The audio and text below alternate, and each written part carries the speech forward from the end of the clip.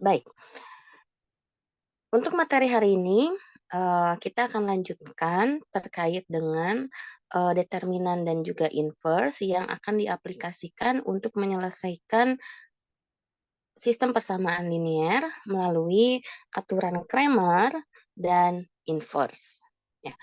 Juga pada hari ini kita akan melihat bagaimana mengidentifikasi suatu ruang vektor, ya.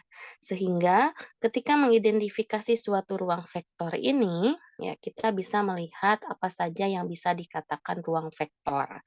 Nah, tidak terbatas pada vektor berukuran Rn, namun kita juga bisa melihat di sana dalam bentuk matriks dan juga dalam bentuk suatu fungsi. Tetapi ada identifikasi atau ciri-ciri yang perlu kita tinjau, ya, bagaimana suatu himpunan secara umum itu dikatakan sebagai ruang vektor.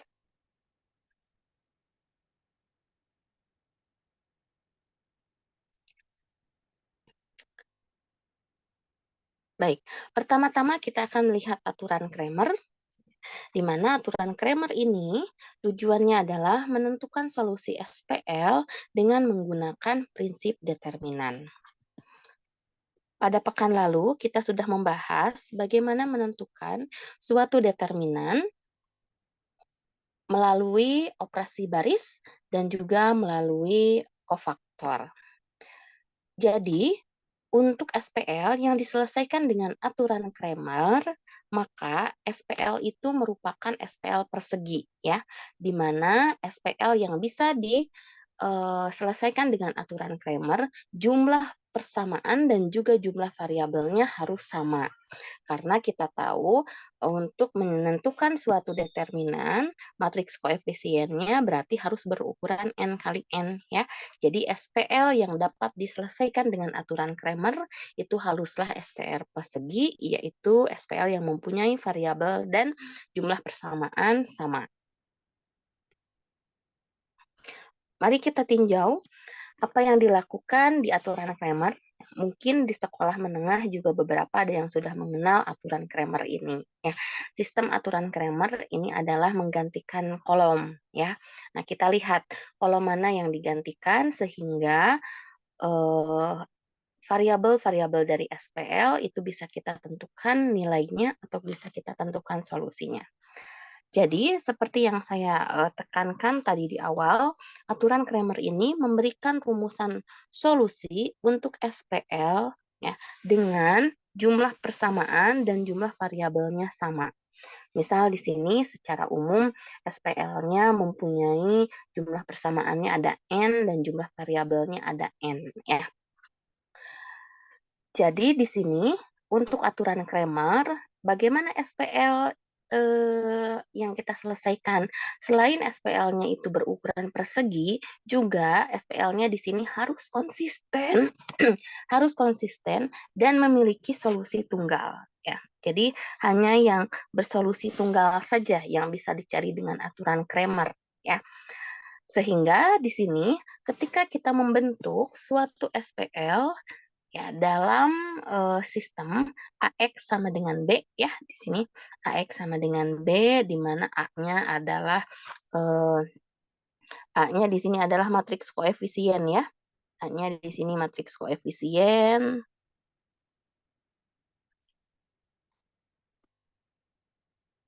Oke, matriks koefisien X-nya itu berarti vektor yang isinya adalah variabel dari SPL-nya, ya. Biasanya kita tuliskan sebagai vektor X1, X2 sampai Xn. Sedangkan B-nya adalah vektor ruas kanannya, nilai dari ruas kanan pada SPL, ya biasa kita tuliskan entry-entry B itu adalah B1, B2 sampai Bn. Karena aturan Cramer mengarahkan solusi SPL menjadi solusi tunggal, ya, sehingga di sini determinan dari matriks koefisiennya atau determinan dari A-nya tidak boleh bernilai 0. Sehingga menurut aturan Cramer, solusi untuk SPL ini dituliskan sebagai X1 sama dengan determinan A1 dibagi determinan A, X2 sama dengan determinan A2 dibagi determinan A, sampai dengan Xn adalah determinan AN dibagi determinan A. Jika adik-adik perhatikan di sini, maka ya, untuk mencari masing-masing nilai koefisiennya, kita perlu menentukan determinan matriks yang baru. X1 kita perlu mencari determinan A1, X2 kita perlu mencari determinan A2, Xn kita perlu mencari determinan AN.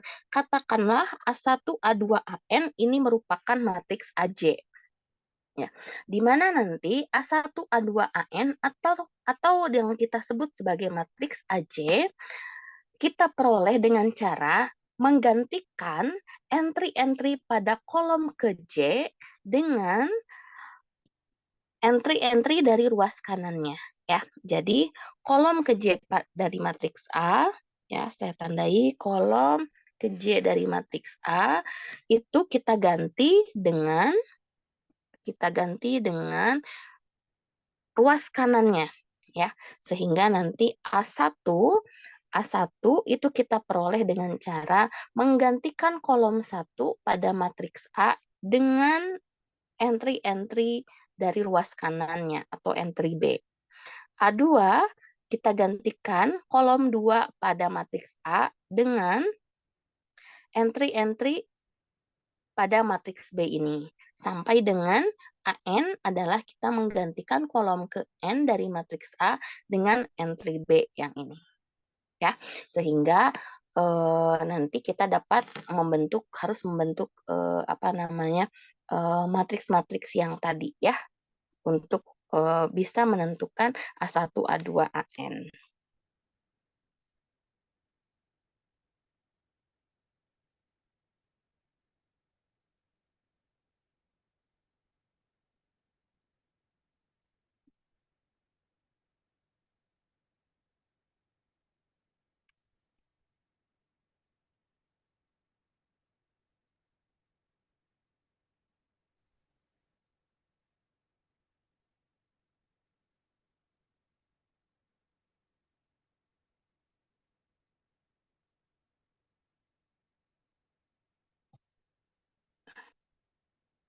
Oke, ya, coba kita lihat contohnya. Nah, ini langsung saya kasih contohnya ya. Baik, nah perhatikan. Kita mempunyai SPL di sini. SPL-nya adalah X plus 2Z sama dengan 6. Min 3X plus 4Y tambah 6Z sama dengan 30. Min X min 2Y tambah 3Z sama dengan 8.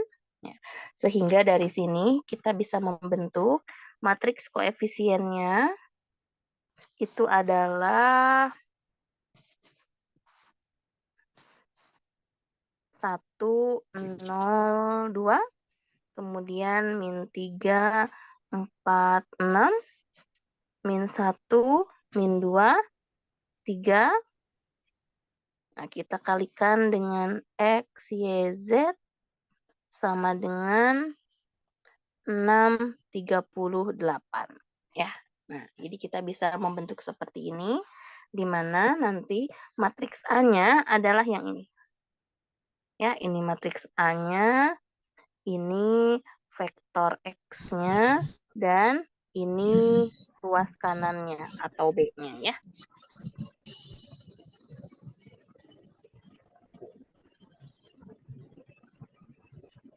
Oke. Nah, sehingga di sini ruas kanannya kita lihat.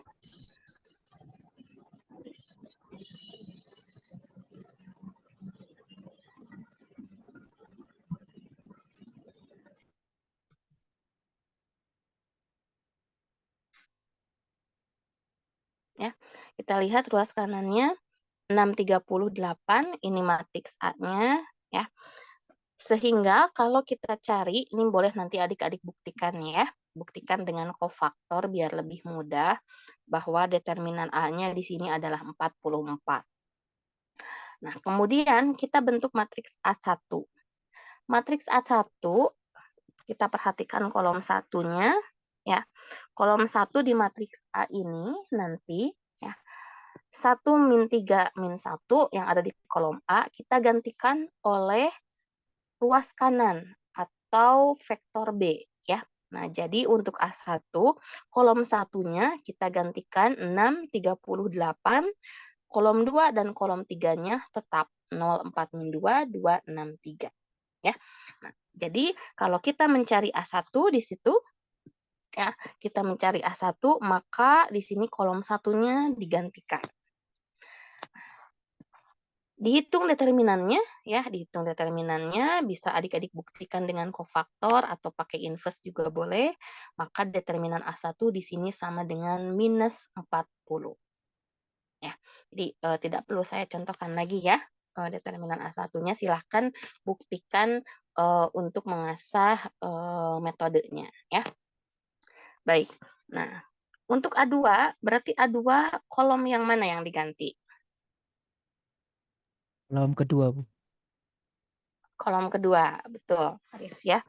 Betul Faris, kolom kedua. Jadi kita lihat di sini untuk A2, kolom keduanya diganti dengan 638. Sedangkan kolom pertama dan kolom ketiganya tetap sama. Oke, jika dicari determinan A2 di sini adalah 73. Oke, kalau A3 kolom keberapa yang diganti? Kolom ketiga. Kolom ketiga, betul ya. Nih kolom ketiga diganti 638, kolom ke-1 dan kolom keduanya tetap. Nah, determinan A3-nya jika kita cari adalah 152. Nah, maka kalau kita terapkan aturan Cramer, nilai X1 itu adalah determinan A1 dibagi determinan A. Di mana tadi A1 itu kolom pertamanya kita ganti dengan vektor ruas kanan atau vektor B, determinan A1-nya min 40, determinan A-nya 44, maka nilai X1 itu adalah min 40/44 atau min 10/11. Ya. Sedangkan untuk X2, X2 ini adalah determinan A2 dibagi determinan A. A2 tadi kita menggantikan kolom 2 dengan vektor B, nilai determinan A2 adalah 72. Jadi X2 adalah 72/44 atau 18/11. Ya. Dan X3 adalah determinan A3 dibagi determinan A. Tadi A3-nya adalah kolom ketiga pada matriks A kita ganti dengan vektor B sehingga determinan A3-nya 152, X3 bernilai 152/44 atau 38/11 ya. Itu aturan Cramer. Jadi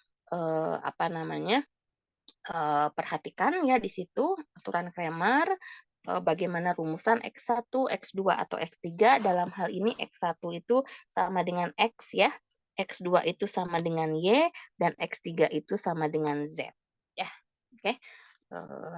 Untuk solusinya. Tapi biar gampang kita boleh menyebutkan X1 ya, biar X1 di sini mana yang rumusnya mana nih? Determinan A1, X2 determinan A2. Nah, begitu ya, biar bisa menghafalkannya lebih mudah ya.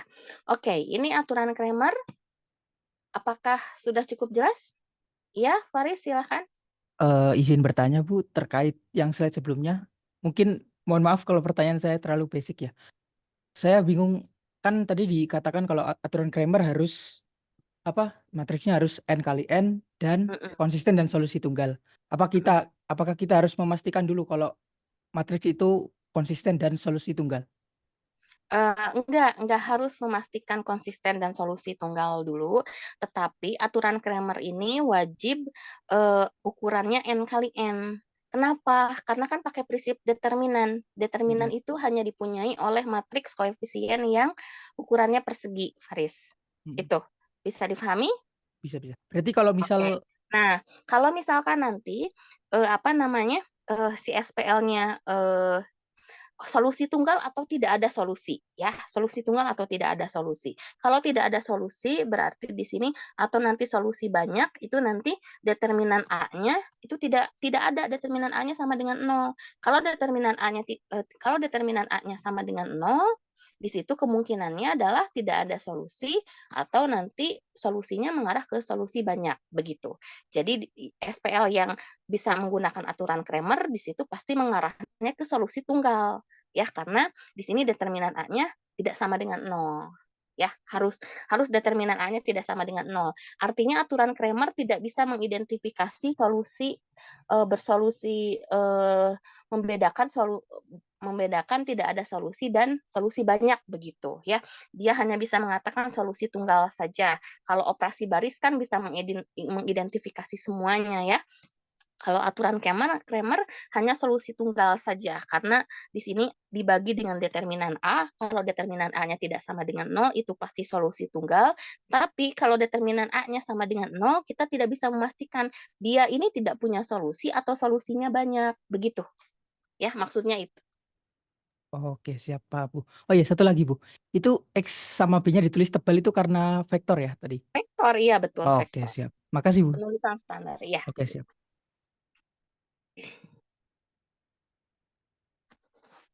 Ya, jadi B-nya di sini harusnya ada ininya ya. Oke. Ya. Itu ya, sudah cukup jelas sekarang? Saya sudah. Oke.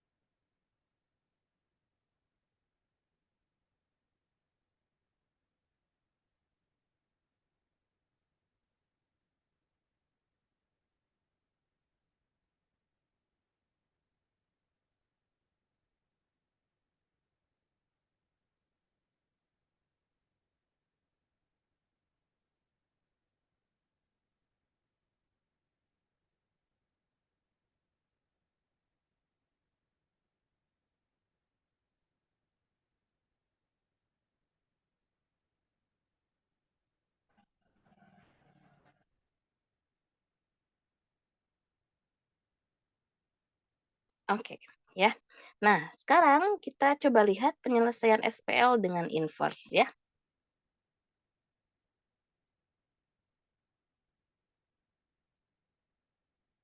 Penyelesaian SPL dengan inverse.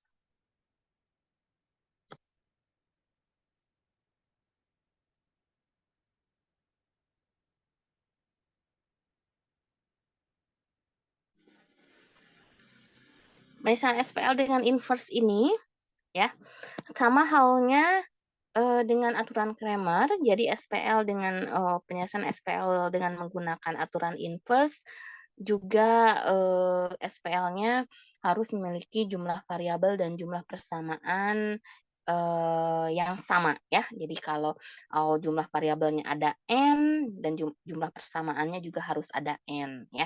Sehingga nanti matriks koefisiennya juga berukuran persegi. Nah, inverse itu hanya dipunyai oleh matriks persegi saja. Jadi, dengan sistem inverse pun kita hanya bisa mengidentifikasi SPL yang bersolusi tunggal ya. Karena matriks koefisien yang punya inverse pasti nanti SPL-nya bersolusi tunggal. Oke, nah di sini kita perhatikan sama halnya dengan aturan Cramer. Jadi kita bentuk mana matriks koefisiennya ya. Ini matriks koefisien A, ini vektor X dan ini vektor ruas kanannya atau vektor B-nya sehingga kita menuliskan SPL-nya dalam bentuk AX sama dengan B ya. Ketika kita punya SPL AX sama dengan B di sini, nah, kita coba lakukan kedua ruas dikalikan dengan A inverse. Karena kenapa? Kita harus menemukan nilai dari variabel X, sehingga nanti variabel X itu harus menjadi variabel tunggal atau variabel utama yang berdiri sendiri. Sehingga matriks A ini seolah-olah harus kita hilangkan. Nah, matriks A ini ya akan hilang atau tidak akan hilang dari ruas kiri kalau kita kalikan dengan A inverse. Karena A inverse A itu akan bernilai I ya. Oke, A inverse A akan bernilai I kali X itu adalah X. Nah, sehingga di sini X-nya itu adalah A inverse kali B. Sehingga ya, ruas kanannya pun karena ruas kiri kita kalikan A inverse, ruas kanan juga kita kalikan A inverse. Jadi A inverse A sama dengan I, ruas kirinya sama dengan X, ruas kanannya adalah A inverse B. Ya. Oke, jadi perhatikan juga di sini ya, jumlah variabelnya sama dengan jumlah persamaannya, SPL-nya di sini bersolusi tunggal ya. Oke, kita hanya bisa mengidentifikasi SPL-nya yang bersolusi tunggal.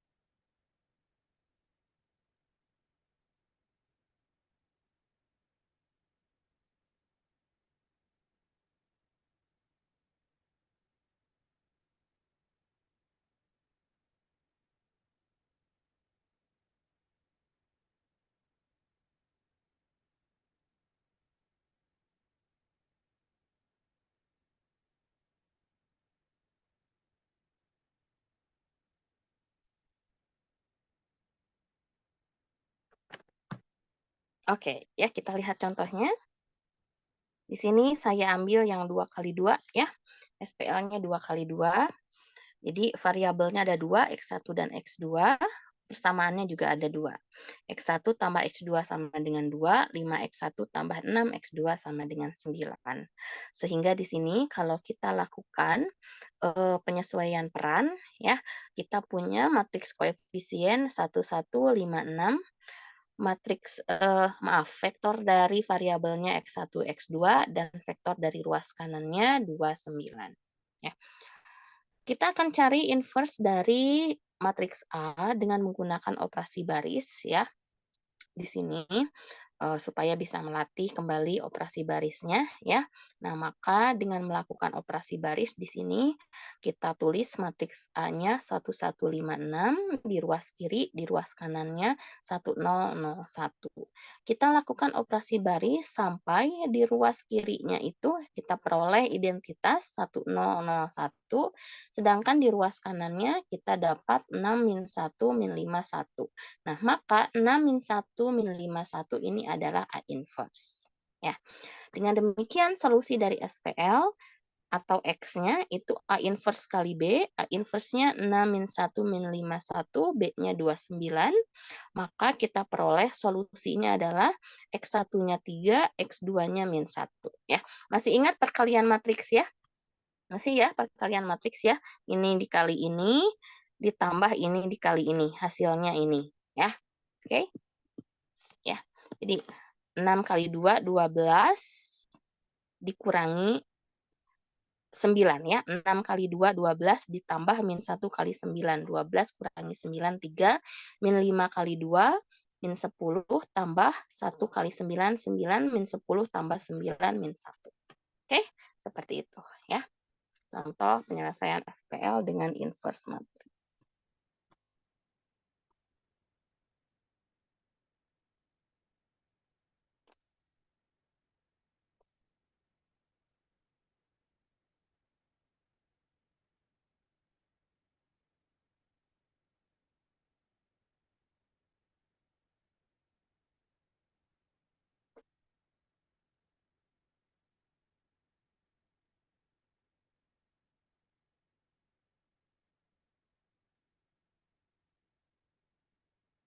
Oke, ya. Baik, ini soal latihannya ya. Tolong kerjakan. Oke, soal latihannya di sini Ini tolong kerjakan. Nanti, kalau untuk, tugas atau lembar kerja nanti saya berikan tersendiri ya. Ini hanya untuk, latihan saja. Coba cek, solusi SPL-nya untuk melancarkan bagaimana metode Kramer dan juga metode inverse dalam menyelesaikan SPL ya.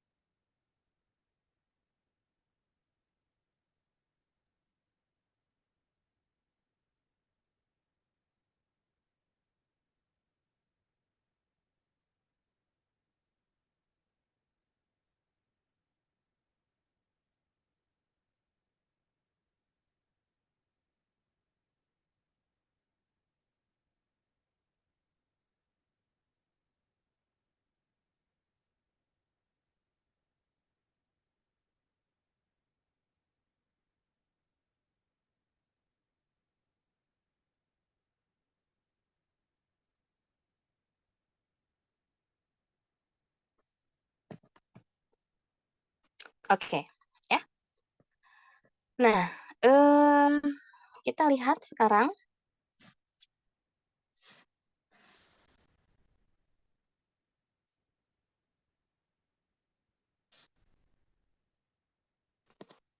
Kita lihat sekarang, beberapa, hal penting yang ada, di cakupan ruang vektor ya.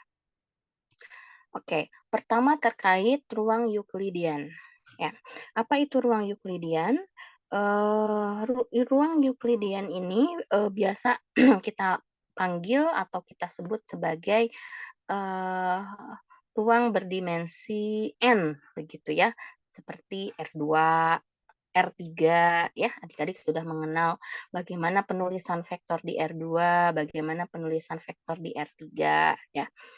Kemudian ada ruang vektorial. Kalau ruang vektorial di sini secara umum ya, secara umum di dalamnya ada ruang Euklidian. Jadi ruang Euklidian bagian dari ruang vektorial. Rn itu R2, R3, R4 ya, ruang Euklidian. Dia juga merupakan ruang vektorial, tetapi ruang vektorial tidak hanya Rn saja ya. Di sana juga ada matriks, juga terdefinisi fungsi ya, yang kita tahu matriks entry-entry-nya real gitu ya. Lalu nilai suatu fungsi misalkan polinom ya juga bernilai real ya. Nanti kita akan mengidentifikasi ruang vektorial ini secara umum ciri-cirinya seperti apa. Nah, lanjut ada subruang. Subruang ini adalah himpunan bagian dari ruang vektor, di mana dia mempunyai ciri-ciri tersendiri ya. Misalkan kalau kita punya R2. Nah, di R2 ini kan kita bisa mendefinisikan berbagai banyak vektor. Kita juga bisa mendefinisikan vektor di R2 dengan bentuknya adalah X, Y, di mana X-nya ini absis, Y-nya itu ordinat ya.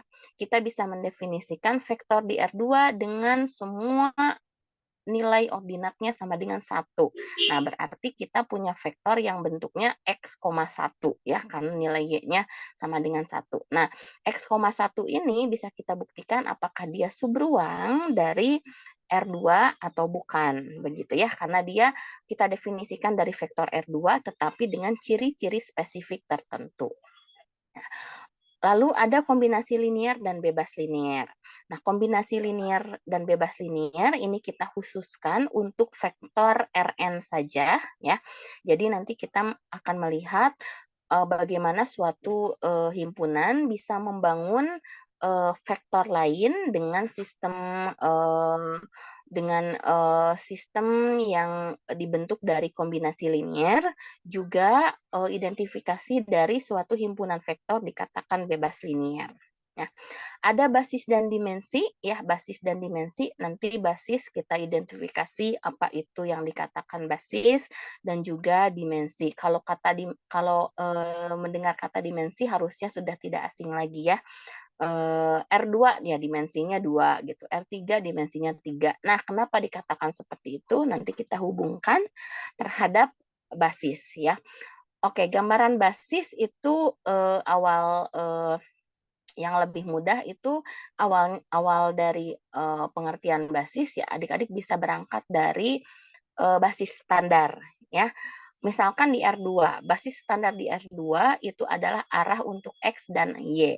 Arah untuk X itu 10, arah untuk Y itu 01. Nah, itu adalah basis standar untuk R2 ya. R3 ada IJK ya, I-nya 100, J-nya 010, K-nya 001. Nah, itu adalah basis standar di R3 ya.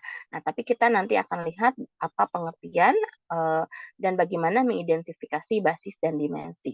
Lalu ada ruang solusi SPL homogen ya. Nah, kenapa ada yang dinamakan ruang solusi SPL homogen? Kita kan sudah tahu SPL homogennya ya.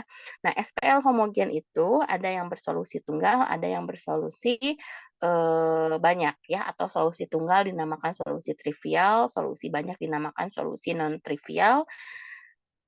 Untuk solusi non trivial, nah dia akan membentuk suatu ruang vektor yang disebut sebagai ruang solusi. Nah, nanti kita bisa membentuk ruang solusi tersebut dari SPL homogen. Oke, nah ini cakupan yang akan kita pelajari ke depannya. Nah, kita mulai dari ruang Euklidian.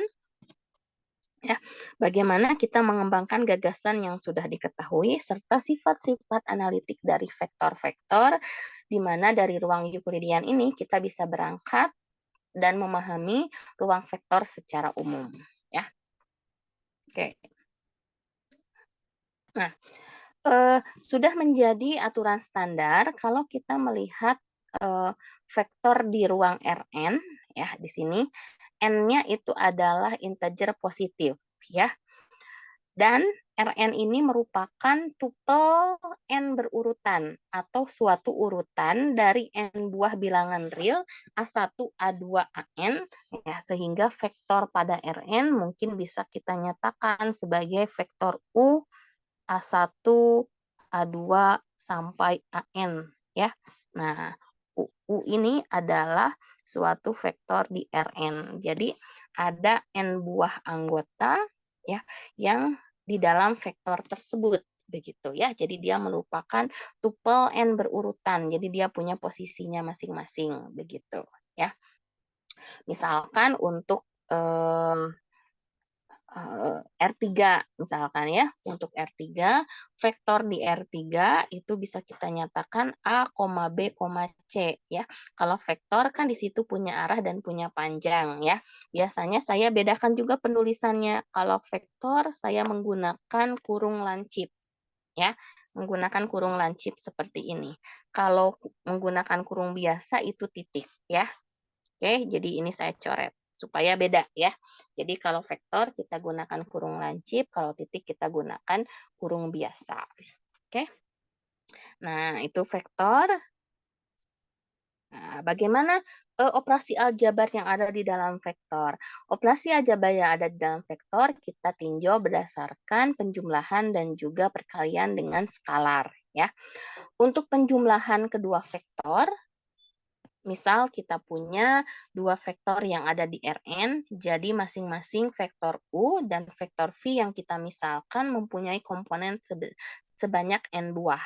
Ya, penjumlahan U tambah V, ya, penjumlahan U tambah V secara aljabar atau perhitungan itu merupakan jumlah setiap komponen yang berurutannya ya. Jadi U1 tambah V1, U2 tambah V2, U3 tambah V3 sampai dengan UN tambah Vn. Jadi U tambah V juga merupakan vektor di Rn ya. Sedangkan untuk perkalian dengan skalar, kita ambil suatu skalar K atau suatu konstanta K, maka Vektor K kali U itu adalah vektor yang kita peroleh di mana setiap komponen pada vektor U itu kita kalikan dengan skalar K. Jadi K kali U adalah KU1, KU2 sampai dengan KUN. Ya. Nah, bentuk rumusan penjumlahan U plus V dan K kali U ini merupakan bentuk penjumlahan dan juga perkalian standar. Ya. Ini adalah bentuk penjumlahan dan perkalian dengan skalar yang standar.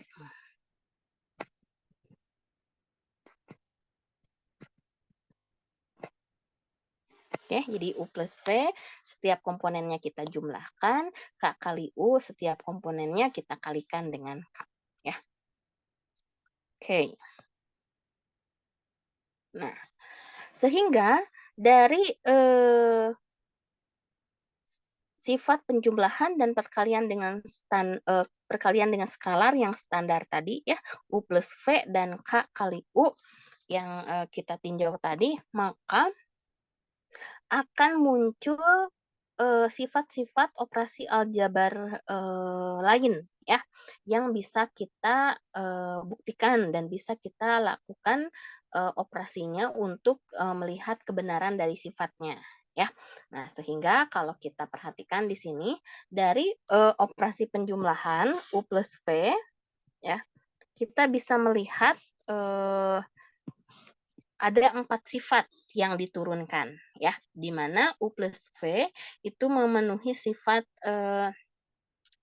sifat komutatif ya, di mana U plus V sama dengan V plus U gitu ya. U plus V dengan V plus U itu sama gitu ya.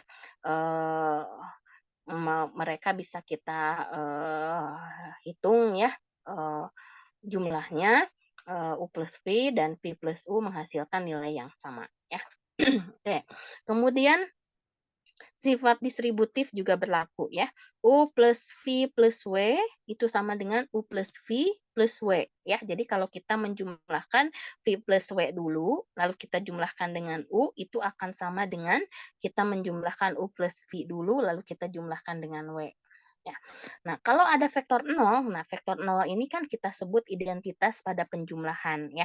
Di mana identitas ini kan sifatnya kalau dia dioperasikan dengan suatu objek, maka nilainya akan menjadi objek itu sendiri.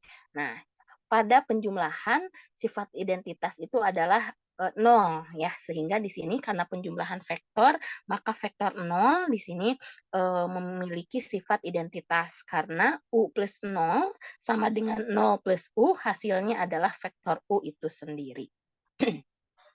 Lalu ada sifat kebalikannya ya. Kalau pada penjumlahan sifat kebalikan itu adalah sifat negatif. Jadi di sini terdapat vektor negatif U sehingga kalau kita jumlahkan U plus negatif U atau negatif U tambah U itu akan sama dengan 0, di mana 0 ini merupakan vektor ya, karena kita sedang bicara vektor pada Rn. Nah, 4 sifat itu turun berdasarkan penjumlahan vektor U plus V. Sedangkan untuk vektor K kali U, ya, untuk vektor K kali U di sini juga muncul 4 sifat. Ya, muncul 4 sifat yang sama di sini. Ya.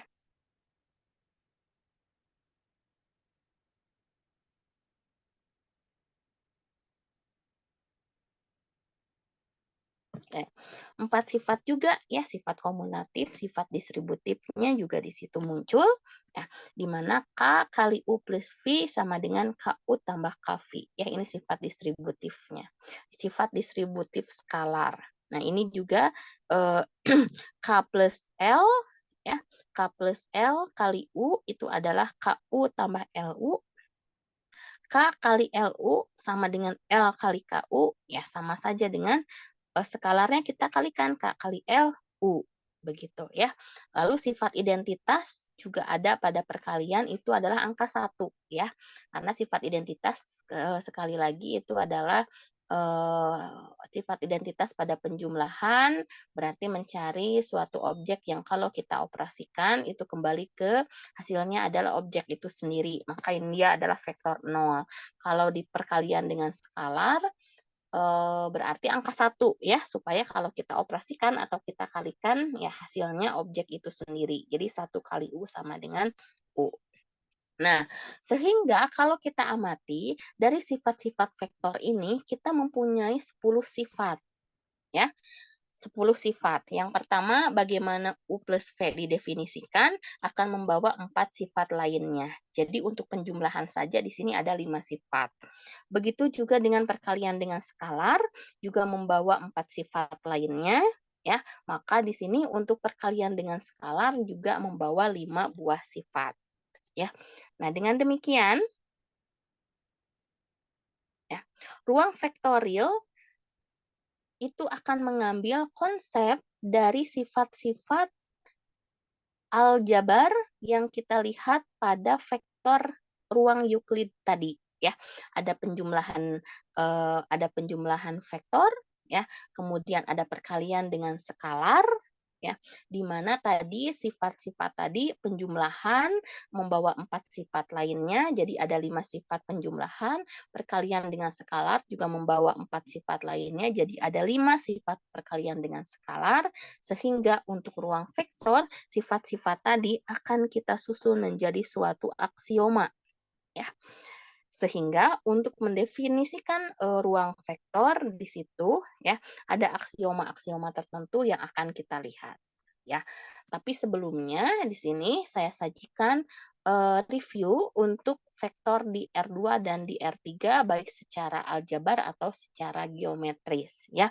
Kalau secara geometris biasanya berkaitan dengan karakteristik dari gambarnya ya, di mana vektor itu adalah segmen garis yang mempunyai arah, jadi ada titik pangkalnya, ada titik akhirnya, ya sehingga vektor itu ciri khasnya ada tanda panahnya ya. Vektor itu punya panjang, punya arah, kemudian sifat-sifat yang aljabar tadi secara geometris U plus V itu kan sebenarnya resultan ya. Kalau kita lihat penjumlahan dua vektor. Jadi resultannya nih arahnya kemana gitu. Kemudian kalau perkalian dengan skalar itu biasanya berpengaruh terhadap panjang dari vektornya.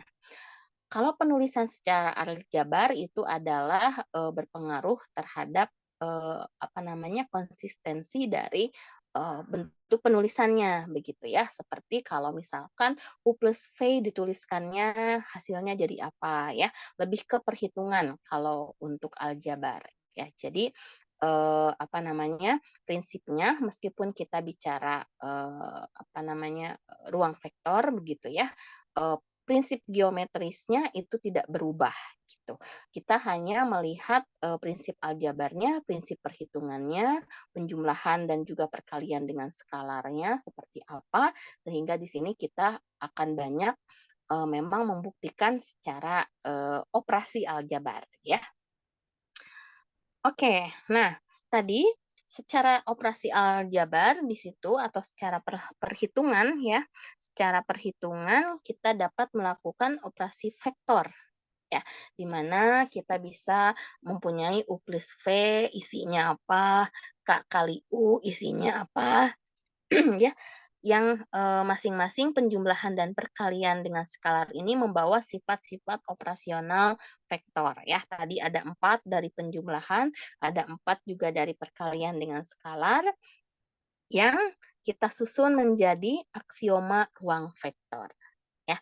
Jadi aksioma ruang vektor untuk membuktikan suatu objek itu ruang vektor atau bukan, berarti kita mengecek 5 sifat penjumlahan, 5 sifat perkalian dengan skalar. Untuk 5 sifat penjumlahan, ya, berarti pertama-tama U plus V, kalau kita ambil objek yang ada di, misalkan V ini kita katakan suatu himpunan, ya. V kita katakan suatu himpunan di mana V ini isinya kita ambil 2 buah isi dari V adalah U dan V. Nah, kita buktikan tuh U plus V-nya ya, U plus V-nya di sini juga harus ada di himpunan V besar tersebut ya. Jadi setelah kita ambil dua anggota yang ada di himpunan V, lalu kita jumlahkan, kalau jumlahnya itu ada di himpunan V juga, maka V kita katakan tertutup terhadap operasi penjumlahan ya. Nah, selanjutnya kalau U plus V itu sudah terbukti ada di himpunan V besar. Nah, sifat-sifat lainnya bisa kita lihat ya, seperti U plus V sama dengan V plus U plus V plus W sama dengan U plus V plus W. Kemudian di himpunan V besar tersebut ada vektor 0, sehingga kalau vektor 0 kita jumlahkan dengan salah satu anggota di V, maka itu akan sama dengan anggota itu sendiri ya. U plus 0 sama dengan 0 plus U sama dengan U. Nah, di himpunan V itu sendiri harus ada lawannya, atau di sini kalau ada U, ada juga minus U, sehingga U plus minus U itu sama dengan 0. Ya. Jadi biasanya kalau nomor 1 sudah terbukti ya, U plus V sudah ada di himpunan V besar ya 2, 3, 4, dan 5 ya, sifat 2, 3, 4, dan 5 itu akan mengikuti ya. Oke. Nah, selanjutnya di sini eh, kita ambil satu anggota di V ya. Misalkan di sini vektor U kita ambil yang ada di V, kemudian ada konstanta K ya. Kalau kita kalikan K dan U, maka K dan U itu harus ada di himpunan V besar juga ya. Kalau K dan U itu terbukti ada di himpunan V besar, maka V besar kita katakan tertutup terhadap operasi perkalian dengan skalar. Ya, kemudian sifat nomor 7, nomor 8, nomor 9, nomor 10 itu bisa kita cek penguraiannya ya. Sehingga di sini ada 10 sifat yang harus kita buktikan dalam mengidentifikasi suatu ruang vektor secara umum. Nah, tapi di sini saya tidak akan mengajak adik-adik untuk membuktikan 10 sifat ini ya. Melainkan 10 sifat ini sebenarnya sudah dipunyai secara standar oleh himpunan-himpunan tersebut. Misal, ya, yang sudah terbukti memenuhi 10 aksioma tadi atau 10 ciri-ciri tadi itu adalah himpunan vektor di Rn. Ya, himpunan vektor di Rn R2, R3, R4 yang disertai dengan operasi penjumlahan dan perkalian dengan skalar yang standar, di mana U plus V-nya didefinisikan seperti ini, KU-nya didefinisikan seperti ini, ya, maka dia adalah ruang vektor, ya. R2, R3, R4 itu ruang vektor, ya. Lalu matriks ya, tadi vektor di Rn. Oke, kemudian matriks yang ukurannya M kali N. Matriks yang ukurannya M kali N dengan operasi penjumlahan dan perkalian dengan skalar yang standar itu juga merupakan ruang vektor ya. Misal nih, matriks 2 kali 2, M 2 kali 2. M 2 kali 2 misal saya ambil A, B, C, D begitu ya. Oke, nah ini kan kalau kita jumlahkan A1, B1, C1, D1 ditambah dengan A1, B1, C1, D1 ini sama dengan penjumlahan komponennya ya. Oh maaf, ini A2 harusnya. Saya ambil. Ini A1 tambah A2, ini B1 tambah B2, ini C1 tambah C2, ini D1 tambah D2. Nah, jadi penjumlahan matriks pun adalah penjumlahan setiap komponennya ya. Begitu juga dengan perkalian dengan skalar ya. Perkalian dengan skalar juga isinya adalah setiap komponennya kita kalikan dengan skalar. Nah, ya. Oke.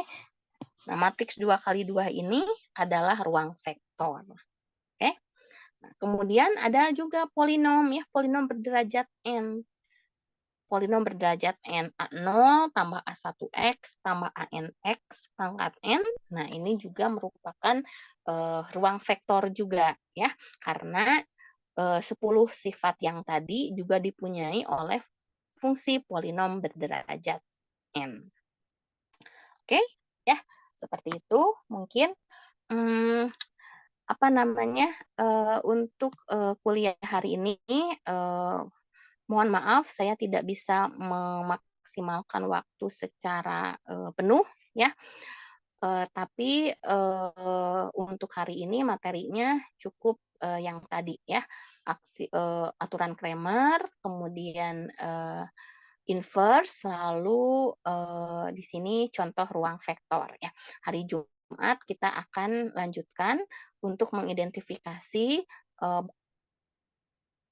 bagaimana bagaimana sifat-sifat dari ruang vektor ini bisa dikatakan keliru gitu ya, sehingga suatu himpunan itu ternyata bukan ruang vektor ya. Jadi kita bukan membuktikan 10 aksioma itu bernilai benar, tetapi kita harus mengidentifikasi ciri yang mana yang dilanggar ya, sehingga suatu himpunan itu tidak tergolong ruang vektor.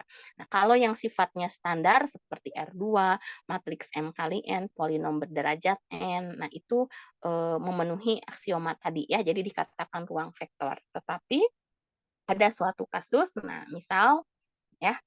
misal seperti ini ya, saya perlihatkan lebih dulu. Nah, misal seperti ini, A1, 1B gitu ya, matriks 2 kali 2, tetapi lihat ada entry yang dikunci ya, ada entry yang dikunci di mana baris 1 kolom 2 dan baris 2 kolom 1 entry-nya harus 1. Ya, himpunan ini menghimpun matriks 2 kali 2 di mana entry baris 1 kolom 2 dan baris 2 kolom 1-nya harus angka 1. Nah, ini bukan ruang vektor ya. Berarti ada 10 dari 10 ciri tersebut ada yang dilanggar ya. Nah, nanti ini kita identifikasi untuk hari Jumat ya. Untuk hari Jumat kita akan belajar ini untuk hari ini saya cukupkan sampai di sini dulu. Maaf saya tidak bisa memanfaatkan waktu secara penuh ya, karena ada tugas lain. Nah, kita akan ketemu secara offline nanti pada hari Jumat. Oke, ya. Ada pertanyaan dulu mungkin? Nanti saya kirimkan soal latihan untuk tambahan ya.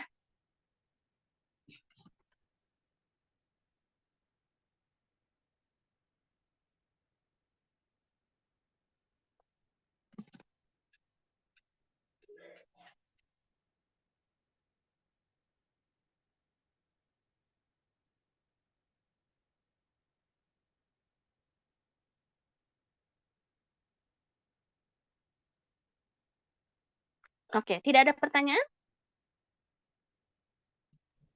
Tidak ada, Bu. Belum Tidak ada, ada? Bu. Oke, sip. Iya. Baik ya, yang masih sit in tolong japri ke saya melalui MS Teams ya, atau supaya nanti bisa tercatat dan saya cek chatnya untuk nanti saya masukkan presensinya ya. Oke, kalau begitu mohon maaf harus kita akhiri ya untuk kuliah